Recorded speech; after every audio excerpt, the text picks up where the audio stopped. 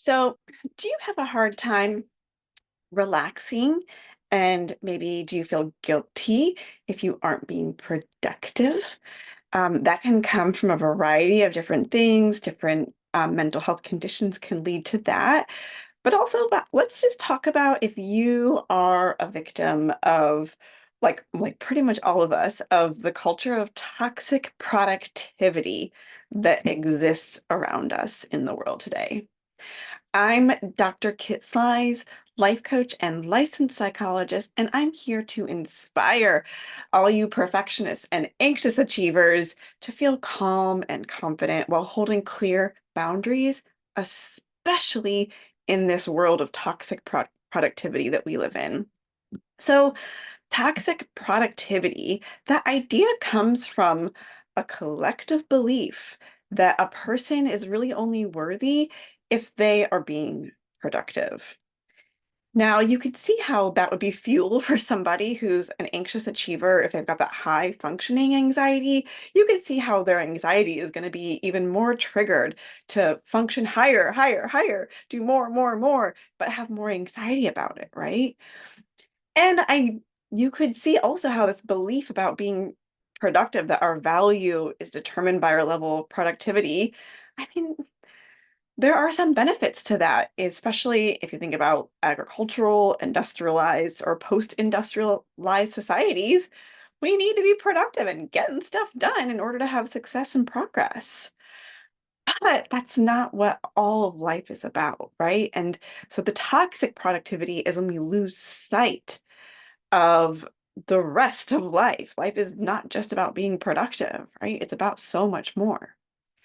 What's the other culprit? The other culprit in our current world is technology and our world of social media and smartphones that provide us with this instant gratification that releases dopamine every time we use it. And what that results in, dopamine is a neurotransmitter that basically causes us to chase the thing that leads to dopamine. So we used to call it like the pleasure hormone, and it's present in the pleasure pathway. And yes, it feels good, but it also, again, it makes us want to chase and seek out those things. Most of the things that typically create dopamine, things like eating sugary foods and intimate relations, they release dopamine, and there's survival reasons for that. In the wild, sugary fruits have lots of nutrients, and so that's a good thing to chase after, right? And also reproduction is important to sustain a species. But unfortunately, the smartphone and social media, that also releases dopamine, and so we constantly seek that out. And as we seek that out, what actually happens is that we do decrease our productivity in the midst of those technological, we wouldn't really call them tools, but things that exist. So you could see how we have this really bad recipe, high expectations of being productive, plus decreased productivity just because of our relationship with technology itself. It's just a recipe for stress and burnout and even just mental and physical issues, we can say. And let's talk about that for a second here, chronic stress. We're going to talk about chronic stress that's resulting from the high expectations, the culture of productivity, right? So stress is an adaptive response. If you think about stress in the short term, what it was designed to do, it's an evolutionary mechanism that has been present with us.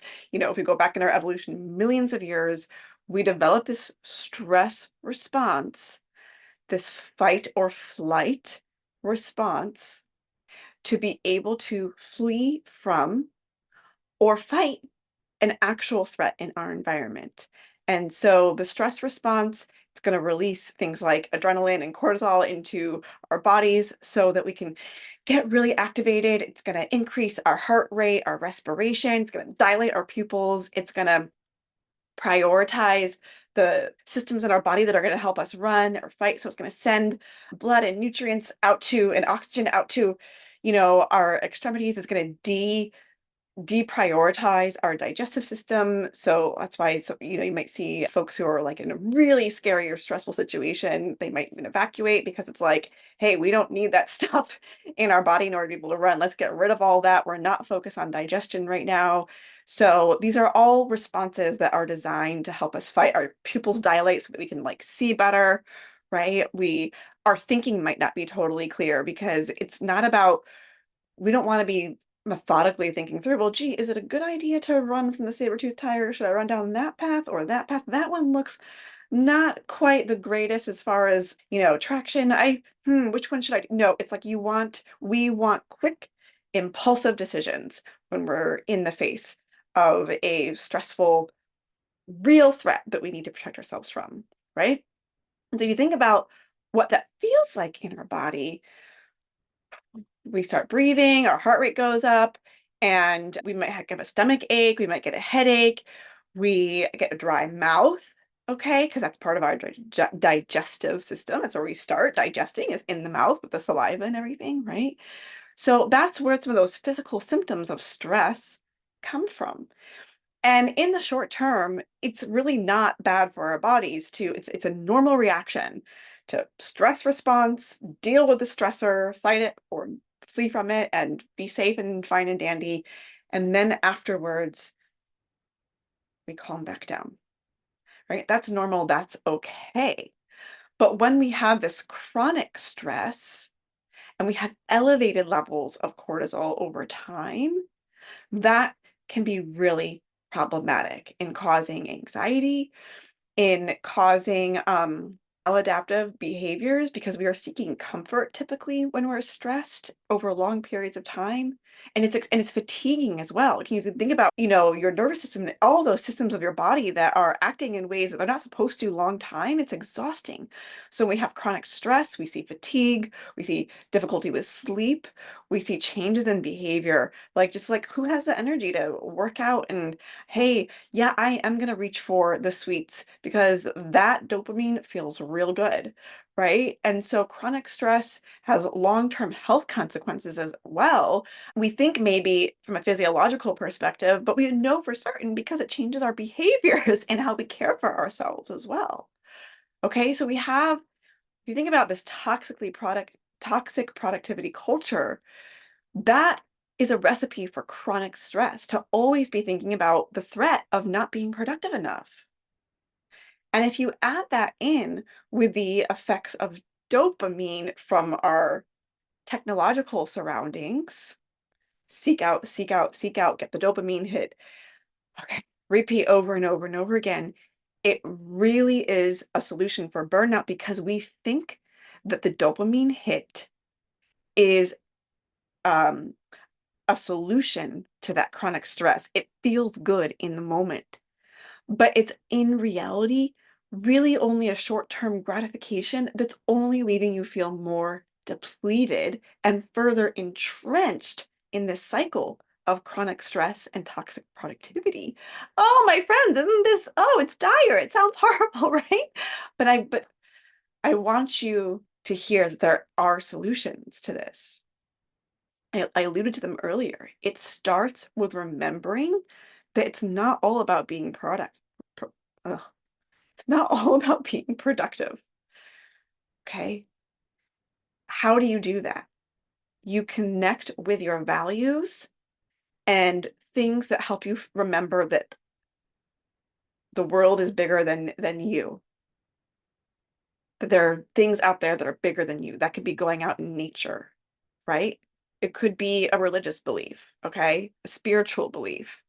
Remembering that there's something bigger, that whatever you're focusing on this moment, it's not going to be important 5 years from now.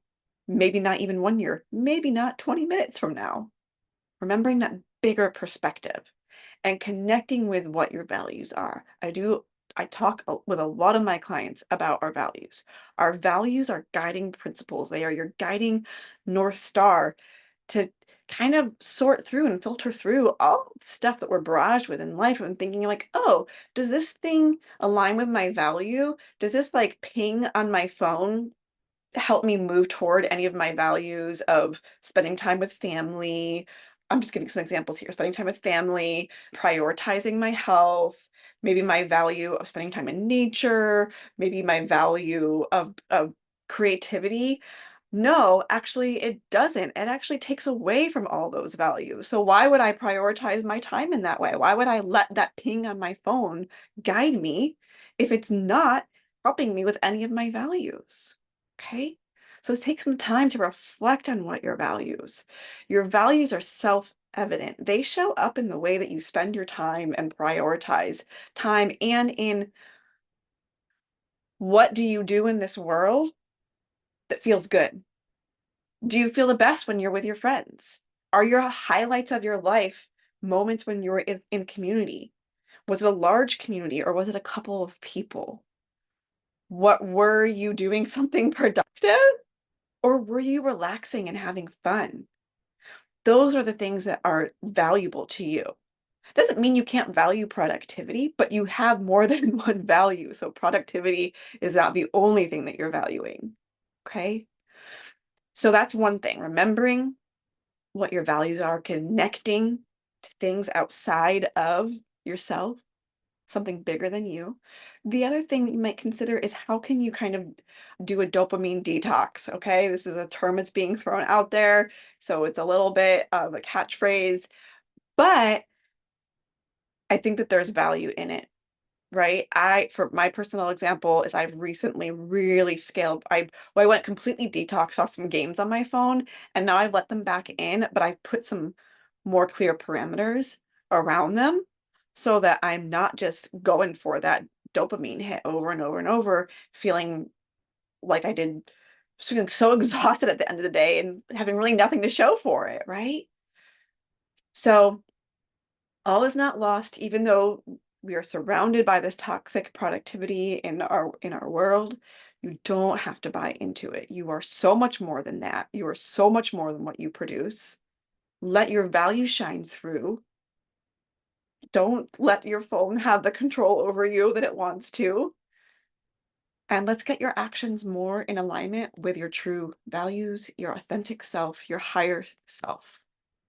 Okay? That's all for now. Until next time, take care. Bye.